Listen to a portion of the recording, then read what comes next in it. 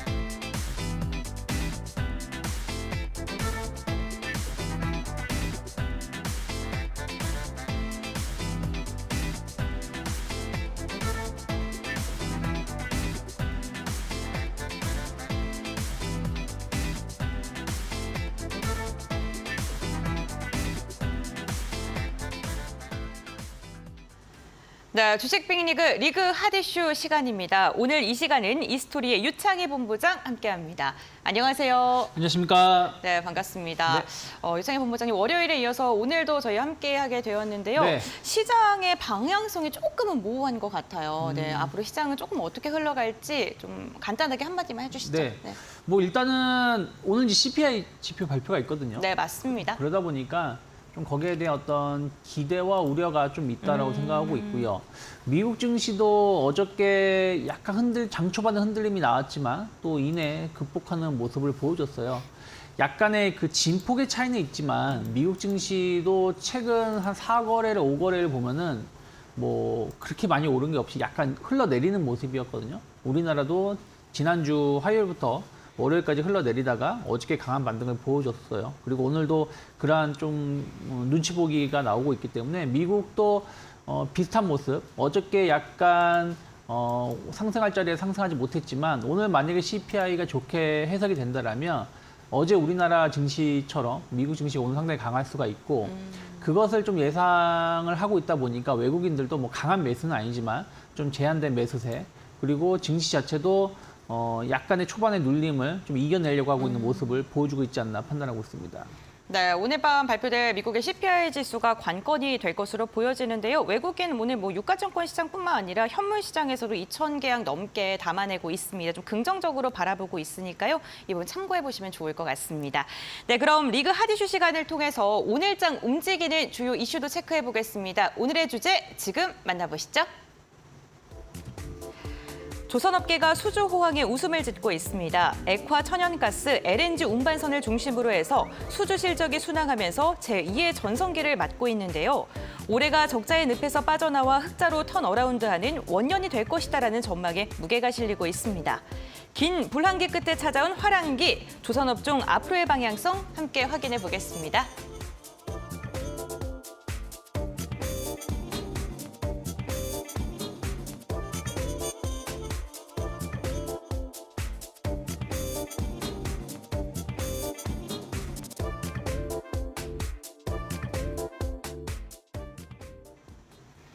네, 순풍에 지금 웃고 있는 조선 업종입니다. 주가 역시나 이에 함께해서 지금 하락을 얻고 있는 상황인데요. 과연 조선주가 흑자 전환에 성공할 수 있을지 그 원년이 올해가 될 수 있을지 많은 분들께서 기대를 하고 계실 것 같습니다. 유창희 본부장님께서 네. 어떻게 바라보시나요? 뭐 흑자 전환은 거의 기정사실화된 것이 아닌가 판단하고 있습니다. 네. 왜냐하면 그동안 이제 저가 수주에 했었던 배들이 이제 인도가 거의 다 끝나가고 있다는 것이죠. 그리고 이제 지금 정상적인 가격을 받아서 수주를 하고 있는 배들이 이제 건조가 들어간다는 것이죠. 그래서 네. 충분히 흑자 전환에 대한 어떤 기대감들. 사실상 뭐 이번 분기가 흑자 전환이 다 이루어지지 않는다고 하더라도 뭐 적자가 거의 축소된다라고 보시면 되겠고, 그럼 다음 분기, 뭐 다다음 분기부터는 상당히 기대감을 가져갈 수 있다라고 판단하고 있습니다. 특히 수주 모멘텀이죠. 우리가 작년만 하더라도 워낙에 이제 수주가 잘 되다 보니까 이거 수주 또 끊기는 거 아닌가? 수주 절벽에 들어가면 어떻게 하나라는 걱정을 많이 했었는데 수주 절벽은커녕 더 많은 수주가 들어오고 있습니다. 올해 같은 경우도 지금 상반기에 LNG선 기준으로요. 네. 한 34척 발주가 나왔던 걸로 제가 알고 있는데 그중에서 뭐 28척을 우리나라가 수주를 했다고 합니다. 그러면 어마어마한 것이죠. 뭐 그 거의 LNG선은 거의 대부분 우리나라가 만들고 있다라고 보시면 되겠고요. 뭐 컨테이너선이라든지 이런 부분들은 중국이 많이 가져가고 있다라고 보시면 될 것 같아요. 최근 들어서 한 지난달에 나온 뉴스인가요? 지난달인가 지지난달에 조금 중국이 우리나라가 네.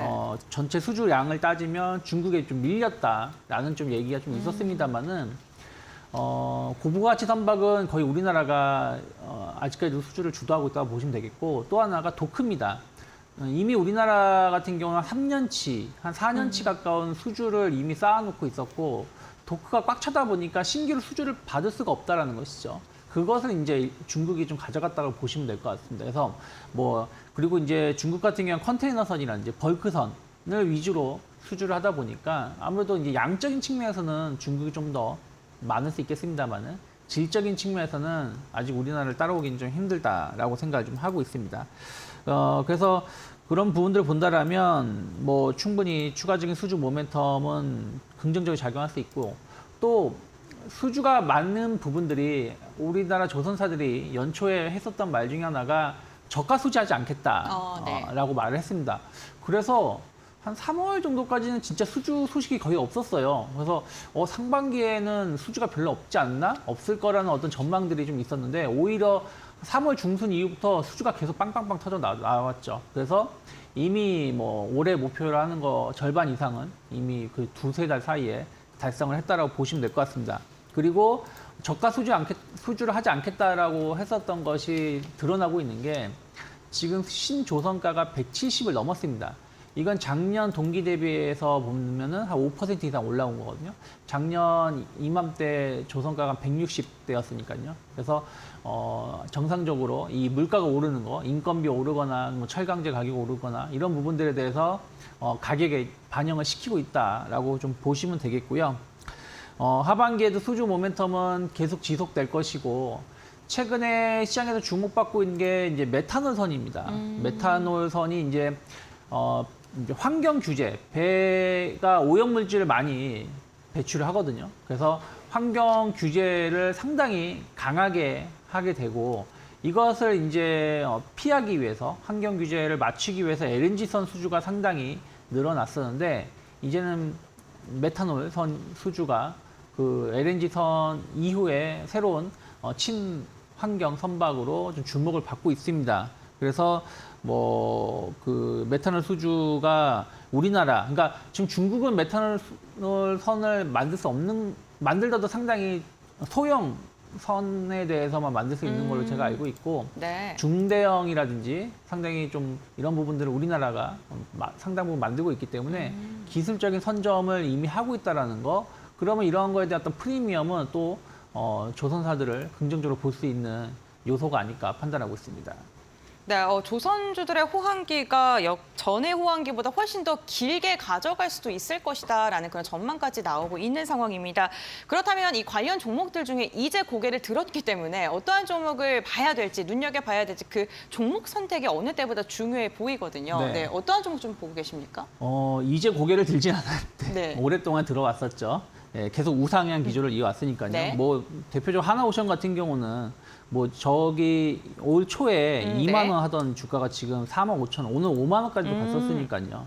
그래서 전 조선 3사는 다 좋게 보고 있습니다. 하나오션을 매매를 하시든, 삼성중공업을 매매를 하시든, 네. 뭐 HD 현대중공업을 매매를 하시든 다 비슷하다. 모든 그래요? 회사가 다 비슷한 국면인데, 그래도 좀 본다라면 저는 HD 현대중공업을 조금 더 주목해 볼 수 있지 않을까 판단을 하고 있습니다. 첫 번째는 일단은 하나오션하고 삼성중공업이 좀 단기적으로 좀 많이 오른 부분들이 좀 있어요. 오늘 삼성중공업이 지금은 상승폭이 조금 줄여서 7%지만 아까는 한 12% 정도 상승을 좀 하고 있었거든요. 네. 하나오션 같은 경우도 오늘 거의 10% 가까운 상승을 보여주고 있었습니다. 어저께도 이 회사가 6% 올라왔었는데 오늘도 10% 이상 올라오는 모습을 보여줬다는 걸 본다라면, 그거 대비해서 현대중공업은 한 2% 정도 올라오고 있어요. 차트를 보면 상당히 야금야금 올라오고 있습니다. 이거는 일반 투자자분들이 따라붙기가 쉽지 않은 모습이긴 합니다만은, 조금 이게 한 1년치를 보신다라면 하나오션은 아예 신고가죠. 매물대가 없죠. 그리고 삼성중공업도 작년에 계속 형성되었었던 6천 원대를 돌파를 시킨 지 꽤 됐죠.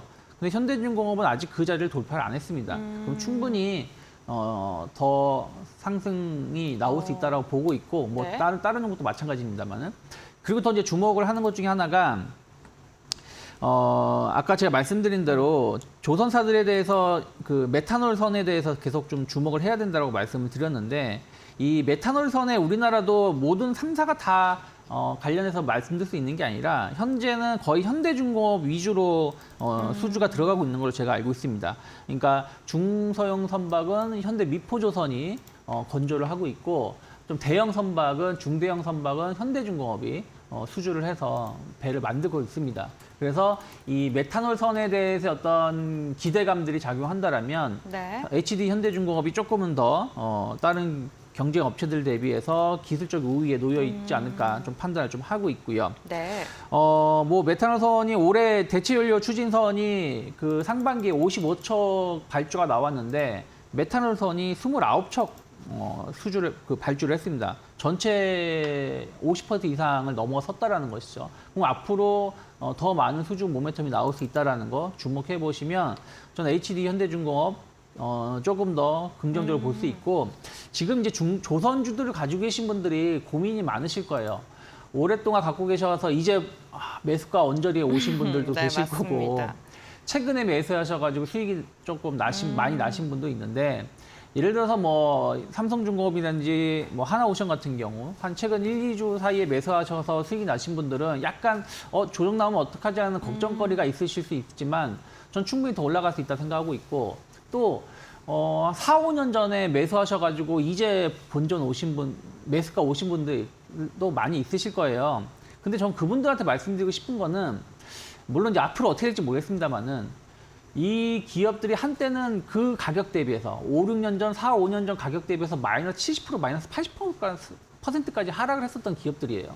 그런데도 안 팔고 가지고 계셨다는 얘기는 네. 지금 이제 매수가 왔다고 해서 그냥 얼른 팔기에는 조금 시간이 아쉽지 않습니까? 그렇기 때문에 저는 올해 가지고 계신 분들은 조금 더 연말까지 끌고 가시면은 그래도 조금 더 좋은 결과 있지 않을까 판단하고 있습니다. 네, 알겠습니다. 3사에 대해서 이야기를 해주셨고요. HD 현대중공업에 대해서 조금 더 집중적으로 말씀해 주셨습니다. 사실 이 조선주가 움직이게 되면 그 아래 밸류진 하단단에 있는 종목들도 움직이기 마련인데 그렇다면 그 하단단에 있는 종목 중에서는 어떠한 기업을 또 눈여겨보고 계신지 한번 들어보겠습니다. 네, 일단은 동성화인텍이라는 회사를 좀 주목을 네. 하고 있습니다. 최근에 이제 뭐 성강밴드라든지 뭐 하이로코리아가 좀 신고가 행진을 좀 보여줬어요. 동성화인텍은 주가를 본다라면 뭐 최근에 조선주가 움직였으니까 같이 상승이 좀 나오곤 하는데 네. 좀 다른 기자재 기업 대비해서 좀 덜 오른 부분들이 좀 있습니다. 다만 이제 동성화인텍을 왜 조금 더 주목을 하냐면은 일단은 아까 말씀드린 대로 고부가치 선박 수주가 계속 잘 나오고 있는데 아직까지도 LNG선이라는 것이죠. LNG선의 수주가 계속 나오는데 이 동성화인텍이 그 LNG선에 들어가는 제품을 공급을 합니다. 냉온 본행제를 공급을 네. 하는데 우리나라 이제 본행제 공급하는 회사가 이제 동성화이텍이 있고요. 또 하나가 한국카본이라는 회사가 있습니다. 그러면 이제 한국카본도 오늘 주가가 좀 많이 오르고 있는데 한국카본보다 동성화이텍을 제가 조금 더 좋게 보는 것 중에 하나는 원래는 이제 본행제 쪽은 한국카본이 조금 더 매출도 많았었습니다만은 이 회사가 올해 연초에 2번의 공장 화재가 있었어요. 그래서 이것을 수습을 100% 지금 했는지 안 했는지 제가 알기로는 못하는 걸로 알고 있거든요. 그러면 이제 동성화이텍이 반사이익을 누릴 수밖에 없지 않을까 판단하고 있는데 왜 그러냐면은 이 배를 만드는 조선사들이 이제 어떤 회사와 배를 계약을 할 거 아닙니까? 뭐 2023년 12월 31일까지 배를 인도하기로 했는데 만약에 그때 배를 인도하지 못하면 하루 기준으로 해가지고 뭐 조금씩 그 가격을 차감을 합니다. 그 한마디로 그 인도 날짜가 상당히 중요한데 한국화본에다가 주문을 냈는데 한국화본이 공장이 화재가 나가지고 발주를 못한다라면 그만큼 배 건조 시간이 늦어진다는 것이죠. 그러면 어쩔 수 없이 대체 기업에다가 긴급하게 주문을 받을 수밖에 없다 생각 좀 하고 있습니다. 그리고 이러한 부분들이 조금 한번 부품사가 바뀌게 된다면 조금 꾸준히 가는 경향이 좀 있기 때문에 그러면 제가 봤을 때는 아직 주가에는 동성화이텍이 그러한 것이 좀 덜 반영되지 않았나라고 생각하고 있어요. 그래서 뭐 다들 뭐 기자재 관련된 종목군들 다 신고가 행진을 보여주고 있지만 충분히 동성화이텍은 그러한 부분들이 이슈가 조금 더 부각이 된다라면 주가는 저는 새로운 흐름들 더 이어갈 수 있지 않을까 판단하고 있습니다. 네, 동성화이텍까지 체크해 봤고요. 마지막으로 한 기업만 더 살펴보도록 하겠습니다. 세 번째 기업은 또 어떤 기업이 있을까요? 네, 마찬가지로 이제 기자재 관련된 일승이라는 회사입니다. 일승은 이제 뭐 어떤 회사냐면 네. 그 배에 들어가는 분뇨 처리 관련해서 폐수라든지 뭐 이런 부분들을 처리하는 제품을 기자재를 공급하는 기업입니다. 그런데 이게 우리나라에 거의 이 회사 제품이 거의 95% 들어간다고 보시면 될 것 네. 같아요. 세계 점유율은 뭐 20%, 25% 정도 된다고 하는데 배 만드는 나라가 우리나라하고 중국밖에 없어요. 일본도 만들긴 합니다만 일본은 많이 안 만들죠. 한마디로 뭐 우리나라의 거의 독과점의 그 제품을 공급하고 있다라고 보시면 될 것 같아요. 그래서 안정적인 매출 구조를 이어가고 있고, 또 하나가 이 회사가 좀 주목하고 있는 것이 LNG 제기화 장비입니다. 어찌됐든 지금 계속 조선사들에 대해서 몇 년 동안 주목하고 있는 게 LNG거든요.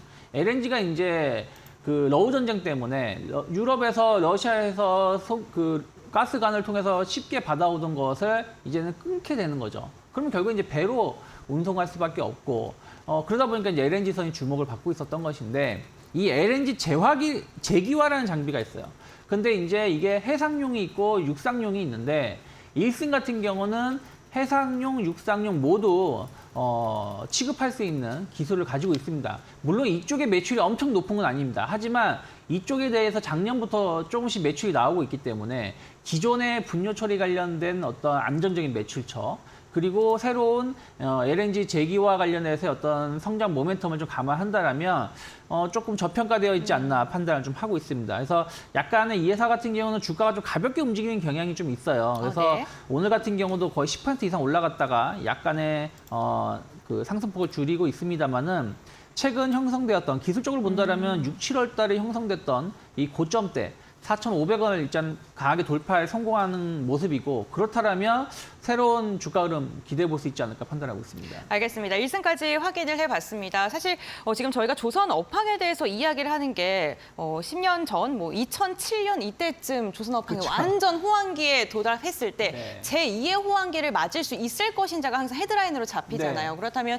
본부장님께서 보시기에는 삼성중공업 뭐 한 5년 전, 6년 전 주가 다시 회복했습니다만 2007년에는 4만 원이었습니다. 네, 그쵸. 그러니까 그만큼까지 회복할 수 있을지, 그만큼의 호황기를 맞이할 수 있을지 투자자들 궁금하실 것 같거든요. 좀 어떻게 보세요? 뭐 그거는 좀 봐야 될 것 같아요. 이제 그때는 약간 거품 논란이 좀 있었거든요. 네. 그러니까 조선사에 대한 어떤 기대감들, 그리고 네. 거기다가 해양 인프라 투자에 대한 어떤 그 플랜트, 네네. 해상 플랜트에 대한 어떤 기대감들이 막 맞물리면서 움직임이 네. 나왔었거든요. 그러면서 이제 슈팅이 나온 건데, 뭐 그만큼의 상승 기운이 나올지 안 나올지는 잘 모르겠습니다만은, 네. 뭐 그래도 지금 가격대보다는 뭐 최소 한 30-40% 이상의, 그러니까 뭐 삼성중공업이든 네. 뭐 현대중공업이든 뭐 하나오션이든 네. 더 상승할 여력은 충분히 있다. 그래서 대세는 저는 내년 상반기까지는 최소 이어지지 않을까 판단하고 있습니다. 좋습니다. 어쨌든 조선 업종 내년 상반기까지는 우상향 기조를 이어갈 가능성이 크다라는 긍정적인 전망해 주셨습니다.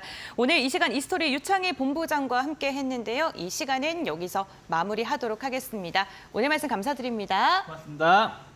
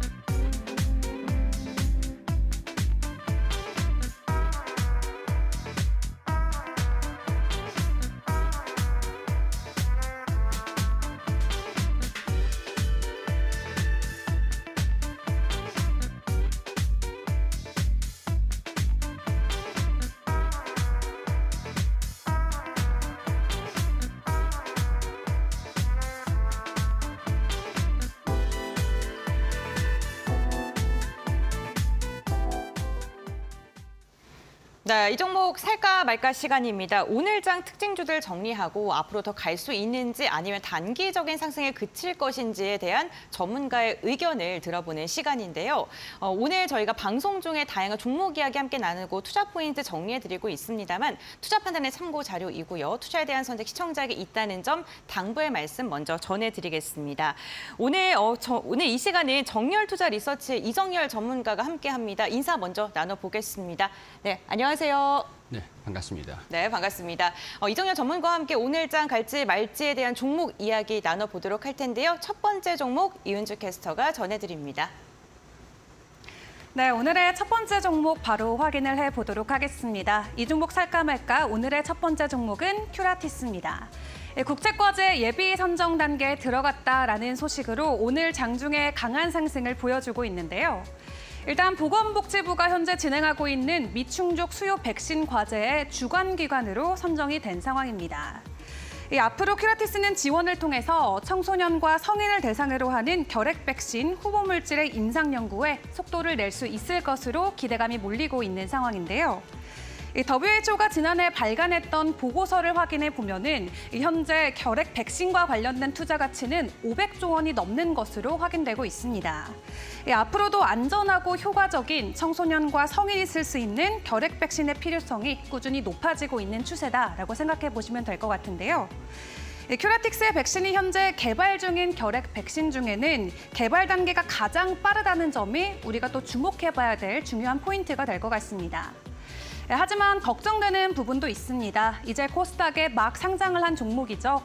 한 달 차가 되는 오는 14일에는 1,100만 주의 보호 예수 물량이 풀릴 리스크도 동시에 잔존하고 있는 상황입니다.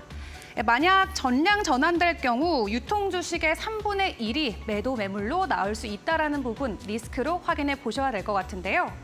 하지만 세계 최초라는 타이틀을 얻고 우리가 고를 지금 외쳐야 될지 혹은 변동성을 기다리고 먼저 리스크를 덜어내고 스톱을 외쳐야 될지 전문가분께 여쭤보도록 하겠습니다. 네, 오늘 첫 번째 종목 큐라티스입니다. 정부 국책과제 선정과 함께 강한 상승력이 나온 종목인데요. 과연 고할지 스탑할지 전문가님의 의견 들어보겠습니다. 고할까요, 스탑할까요? 일단 단기적으로는 고를 말씀을 드리고 싶습니다. 단기적인 네. 고 선택해 주셨는데 그렇다면 어떠한 투자 포인트를 좀 눈여겨보고 계실까요? 일단은 지난 이제 6월 말에 네. 결핵 백신 임상 이상 신청을 한 것들도 있고요. 7월 초쯤에도 이제 이상 신청을 했는데 각각 청소년용이랑 이제 노인용으로 연구를 이제 하면서 임상 이상 신청을 했던 것들이 있습니다. 우리 세계보건기구의 그 발표에 따르면 발간한 자료에 따르면 2021년 기준입니다. 약 1,000만 명 가량이 결핵 백신 환자가 발생을 했다라고 하는데 국내는 영유아 시기에 결핵 백신을 접종을 받으면서 접종률이 한 98% 가량으로 높음에도 불구하고 지난해 1만 6천 명 가량이 이제 신규 환자가 발생이 됐다고 합니다. 그 중에 노인 환자가 전체 환자 중에 한 47%를 차지를 한다고 하는데요. 이 결핵 백신이라는 거는 그만큼 이제 경제성, 우리가 투자를 할 때는 이 기업에 대한 가치를 보는 게 우리 바이오 쪽이다 보니까 백신 이슈들이라는 그런 것들을 고려를 했을 때 어느 정도 이제 수급적인 측면에서는 뭐 단기적으로 수급이 좀 몰리면서 상한가를 기록한 만큼 기대는 모여지고 있다라는 것들. 그렇기 때문에 저는 그 의견을 단기적으로 말씀드리고 싶은데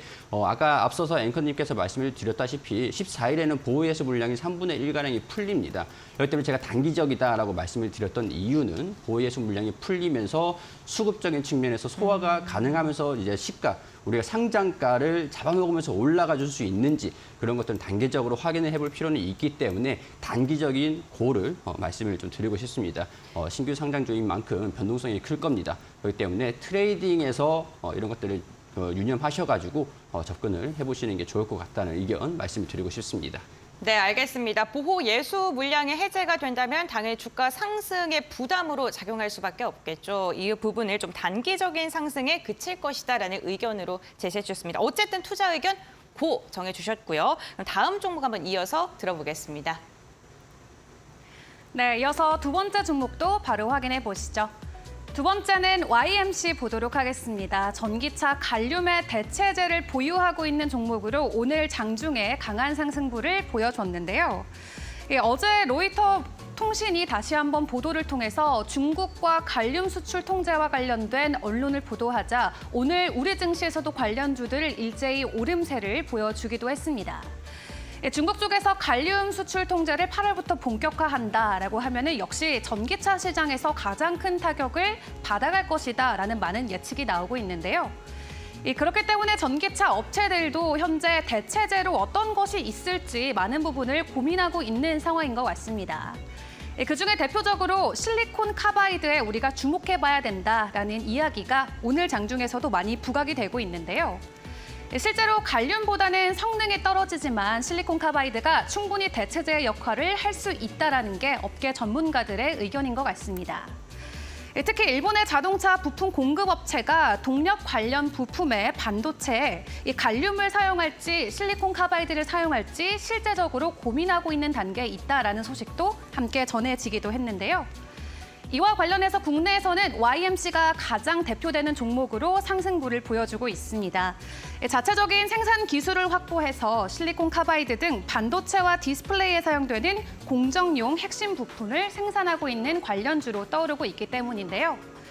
앞서서 중국이 먼저 히토리와 관련된 수출 규제를 꺼내들었을 때 페라이트 관련주들이 일제히 상승해준 바도 있었습니다.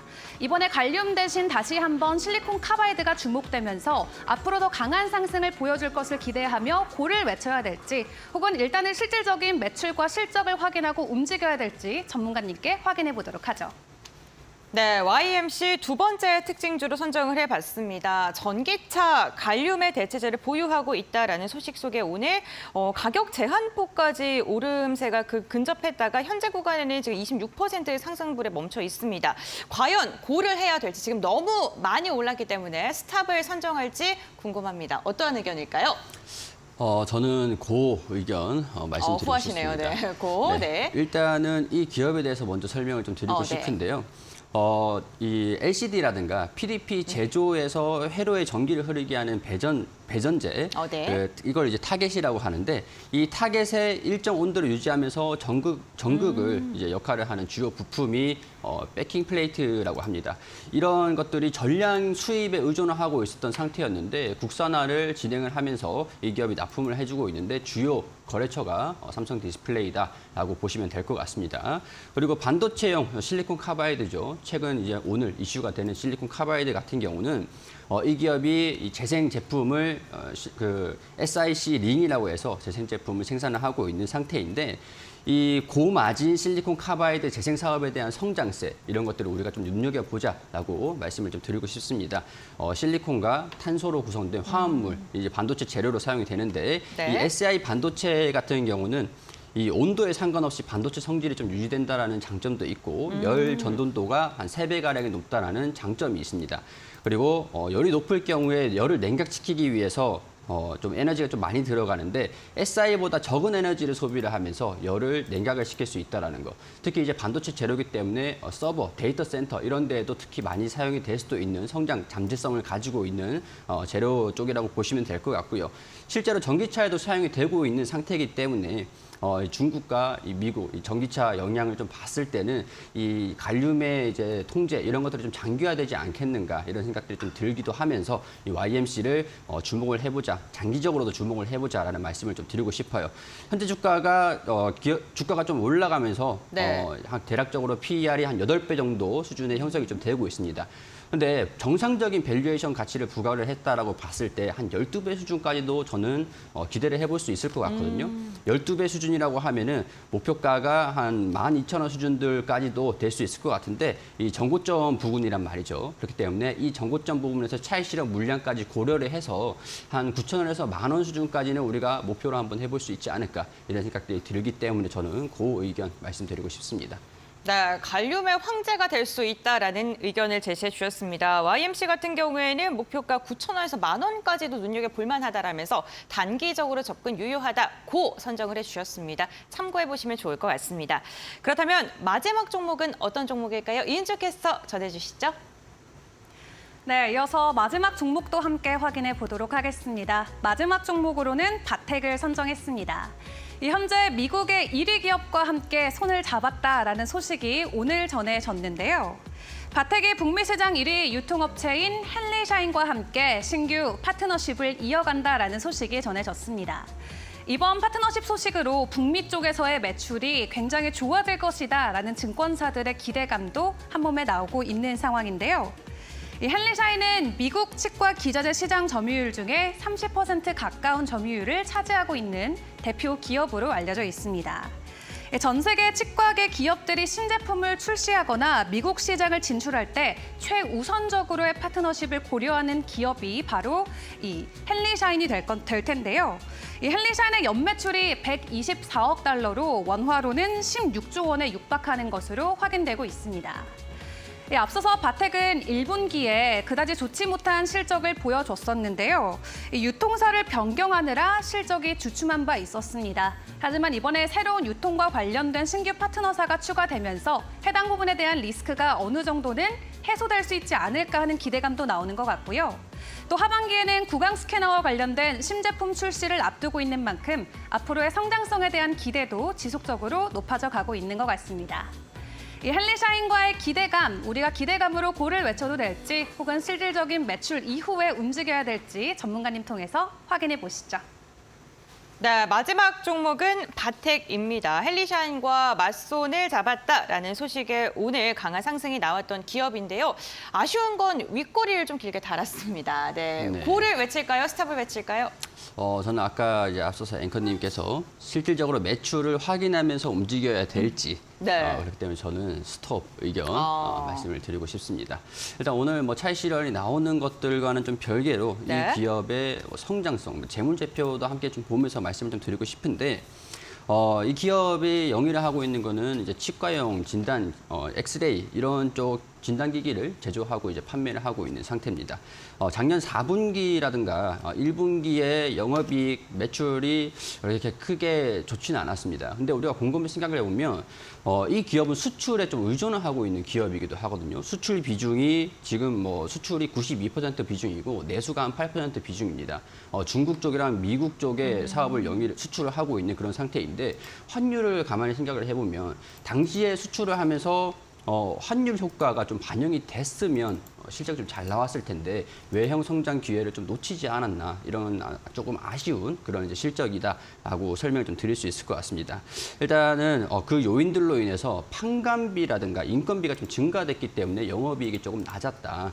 매출이 좀 성장을 이제 매출이 좀 잘 나왔음에도 영업이익 회복률은 조금 낮았다. 그런 것들이 좀 있었는데 실질적으로 유통사를 바꿨다라고 해도 매출이 극단적으로 잘 나오는 것들은 시기가 조금 걸릴 겁니다. 시너지가 나오는 것들은 시기가 좀 있을 거고 뭐 중국이라든가 미국이라든가 이런 쪽에서 환율 영향들도 고려를 했을 때 지금 이제 강달러가 좀 이제 약세로 전환되고 있는 원화가 좀 정상화가 되고 있는 그런 관계이기 때문에 환율 효과도 기대하기는 다소 어렵지 않겠나 그런 생각들이 좀 들고 매출이 성장을 하는 것들은 본격적으로 성장하는 게 2024년도 수준 때까지 우리가 기대를 하고 있는 상태고 전망치가 그렇게 나와 있는 상태다 보니까 지금 이제 성장을 하고 있는 상황이 아니다라고 한다면 주가가 어느 정도 반영이 됐다가 차익 실현이 나오는 그런 이제 수급적인 부분에서 좀 불리할 수가 있겠죠. 장기적으로 들고 있을 가치가 조금 떨어지기 때문에 그렇기 때문에 지금 같은 경우에서는 주가가 윗꼬리가 좀 달려 있기도 하고 42,500원 수준에서 차익 실현 매물도 같이 나와주고 있는 것들을 고려를 해서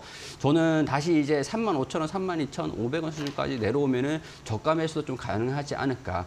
지금 높은 측면이기 때문에 주가가 좀 높게 올라와 있는 상태이기 때문에 손실을 보고 계시는 분들은 많이 없으실 거라고 생각을 합니다. 그렇기 때문에 손실을 내지 않고 안정적이게 현금을 아니면 수익을 확보를 하신 다음에 아래에서 시기적인 부분에서 좀 여유롭게 분할 매수하면서 접근을 다시 해보시는 것도 한 가지 대안이 좀 될 수 있을 것 같다. 이렇게 정리를 좀 해드리고 싶기 때문에 저는 스톱 의견 말씀을 드리고 싶습니다.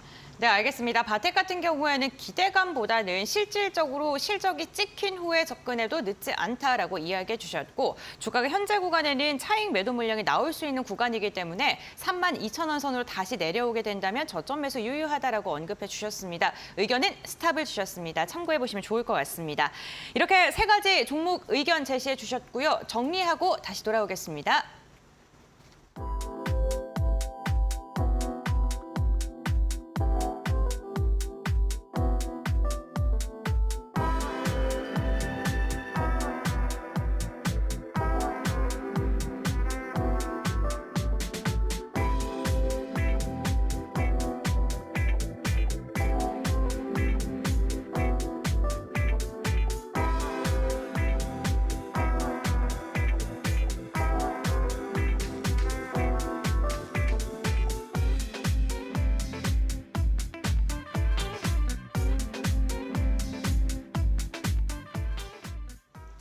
네, 리그 레벨업 시간입니다. 여러분들의 계좌를 레벨업 시킬 수 있는 진정한 고수 전문가는 누구일까요? 이은주 캐스터가 리그 레벨업의 참여 방법을 소개해드립니다.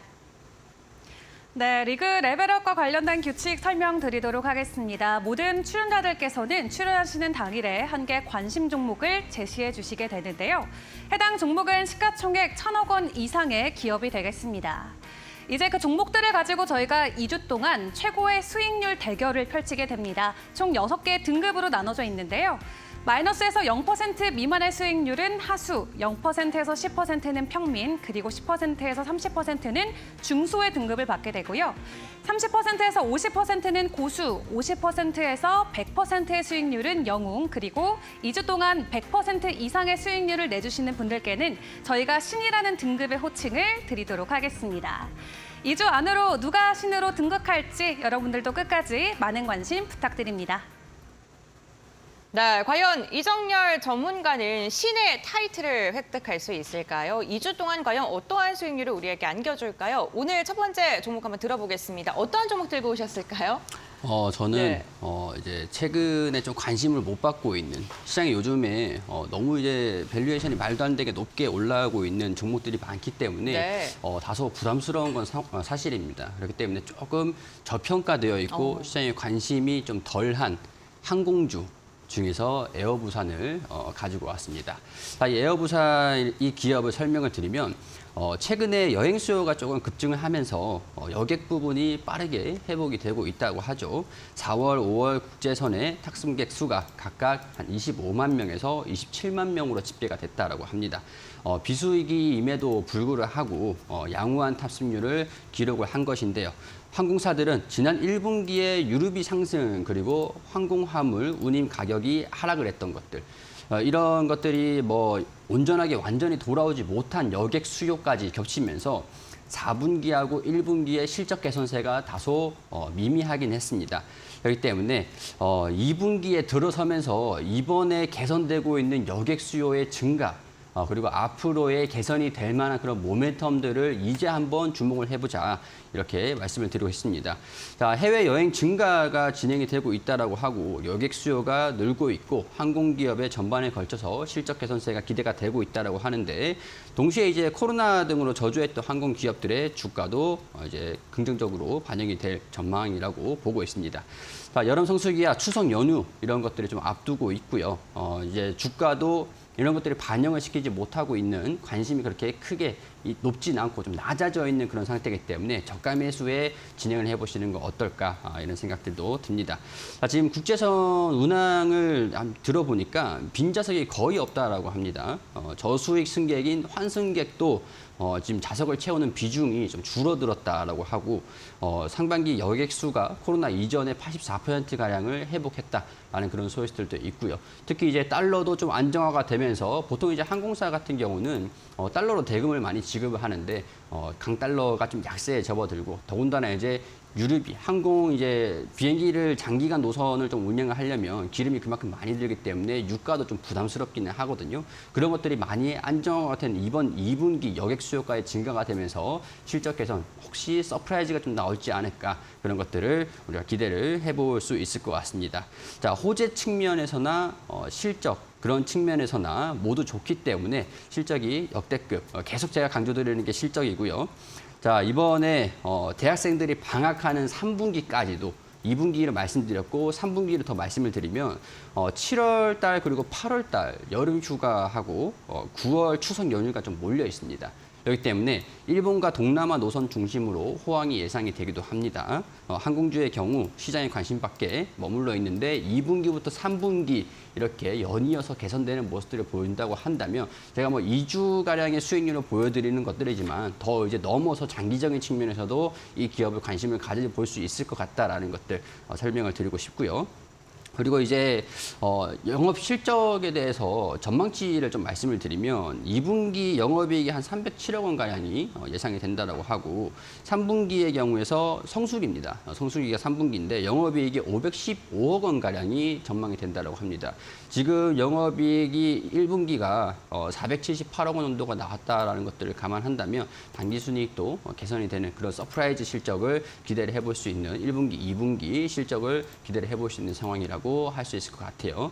그리고 4분기 측면에서는 조금 넌센스 측면이긴 한데 중국발 여행객 수요가 좀 회복되는지 그때 이제 중국 경기가 좀 워낙 안 좋은 상황이기 때문에 회복세가 좀 더디고 있는 상황이기 때문에 하반기 4분기쯤에는 중국발 여행객이 국내에 좀 들어와 줄지 좀 활발해질지 여객 수를 좀 채워줄지 그런 부분들도 4분기는 포인트로 지켜볼 수 있겠다 이렇게 설명을 좀 드릴 수 있을 것 같아요. 자, 차트적인 부분으로 봤을 때 지금 크게 뭐 부담스럽지는 않은 상황입니다. 유상증자를 했던 그 가격보다는 위에 있는 그런 상황이고 위에 공간들이 좀 많이 열려 있는 상태이긴 해요. 그렇기 때문에 저는 이제 차트적인 부분이나 이제 기업적인 부분들로 봤을 때 자, 매수가는 종가 수준인 3,450원 부근까지 이 부근에서 접근을 하시면 될 것 같고요. 그리고 손절가는 우리 3,000원 부근들 한 이 정도 지지구간을 이탈을 하는지 여부들을 보면서 리스크 관리를 접근해 보시면 될 것 같고요. 그리고 목표가는 4,250원 수준들까지 전고점, 천장 부근들 매물대 소화를 좀 가능한지 보면서 2차 목표가를 잡아가자라는 그런 말씀 드리고 싶습니다. 네, 이정열 전문가의 오늘 리그 레벨업 종목은요. 에어 부산입니다. 목표가는 4,250원이었고요. 손절가는 3,000원입니다. 과연 이정열 전문가는 2주 안에 영웅과 신의 호칭을 따낼 수 있을지 이 부분 좀 주목해 보시면 좋을 것 같습니다. 이제 시장 마감이 얼마 남지 않았습니다. 1시간도 채 남지 않은 상황인데요. 오늘장 어떻게 마감할 것이라고 예상하십니까? 일단은 오늘 수급적인 측면이로나 네. 뭐 그렇게 크게 시장 자체가 활발하지는 않는 것 같습니다. 맞습니다. 자, 이런 것들을 봤을 때는 금일 밤에 발표 예정인 뭐 CPI 소비자 물가 지수죠. 미국에서 이 CPI 발표가 예정되어 있는데 이게 이제 금리에 영향을 줄 수밖에 없다 보니까 우리가 이런 것들을 시장에서 좀 체크를 하고 넘어가자. 약간 이런 측면에서 관망세도 다소 보이고 있는 것 같습니다. 이때는 블룸버그 기준으로 했을 때 이번 6월 CPI 컨센서스가 헤드라인이 한 3.1 정도, 코어가 5.0 정도를 전망을 하고 있는 상태이긴 한데요.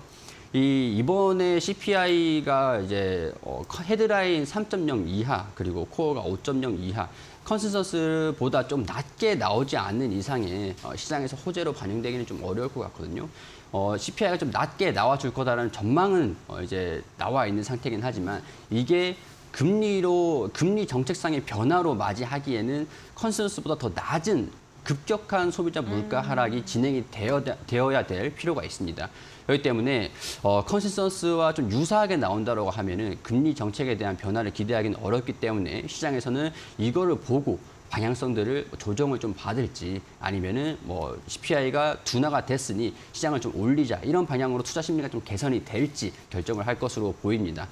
제가 이제 보고 있는 코스피 지지구간은 한 2,500포인트에서 2,550포인트 수준에서 등락을 좀 보이면서 시장이 방향성을 좀 탐색하지 않을까 그런 생각들이 좀 들기 때문에 그 기간 동안 시장이 좀 눌리게 되는 경우 주가가 좀 눌린다 그러면은 지지구간들을 체크를 하시면서 기회비용, 기회로 좀 활용을 하시면서 평균 단가를 낮추는 그런 기회를 활용을 하시면서 향후를 모색하는 방법이 지금은 적절하지 않겠나 그렇게 생각이 좀 듭니다. 오늘 밤에 CPI 발표가 되는 것들을 확인해 보시면서 방향성들을 같이 탐색해 보시는 게 좋을 것 같다는 그런 말씀 드리고 싶습니다. 알겠습니다. 오늘장 마감까지는 관망과 경계감이 짙은 시장이 이어질 것이다라고 전망을 해줬고요. CPI 지수 발표된 후에 그 뒤에 다시 한번 전략을 탐색하고 모색하는 게 중요하다라고 이야기해 주셨습니다. 오늘 주식빅리그 이정열 전문가와 함께했습니다. 도움 말씀 주신 전문가와는 여기서 마무리하겠습니다. 오늘 말씀 감사드립니다. 감사합니다.